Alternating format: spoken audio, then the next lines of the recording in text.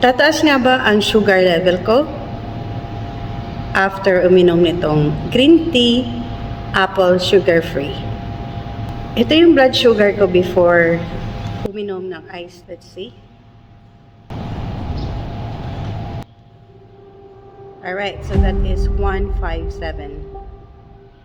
So ngayon, inom ako ng 200 ml nito.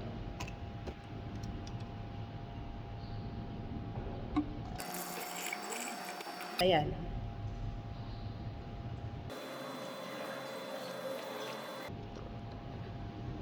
So, ito na yung after 30 minutes. Check na natin yung blood sugar.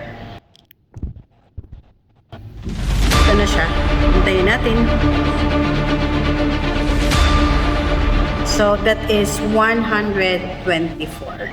So, ito na nga ang resulta. Ang baseline ng sugar or glucose level natin was 157.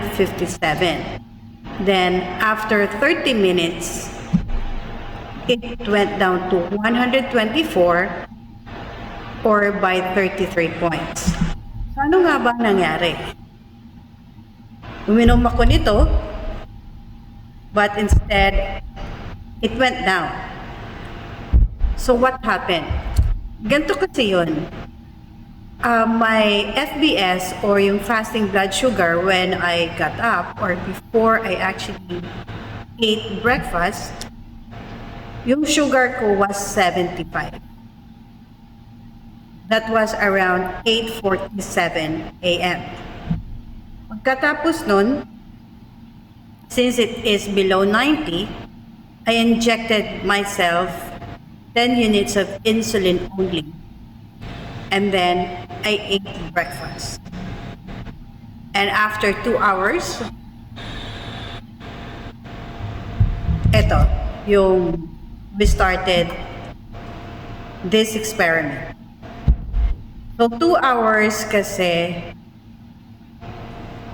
yung peak ng sugar spike after eating happens either 1 hour or 2 hours. Yung pinaka-peak and then it will start to decline. So, ganun yung nangyari nun.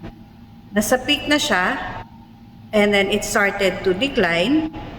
And then, when I drank this up, which is sugar-free, tuloy-tuloy lang yung pagbaba. Hindi nadagdagan yung sugar. So, yes, indeed, this is sugar-free. So, this is safe to drink.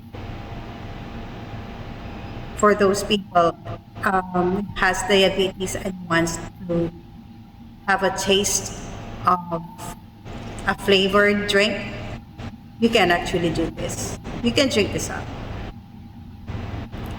See you again. Bye.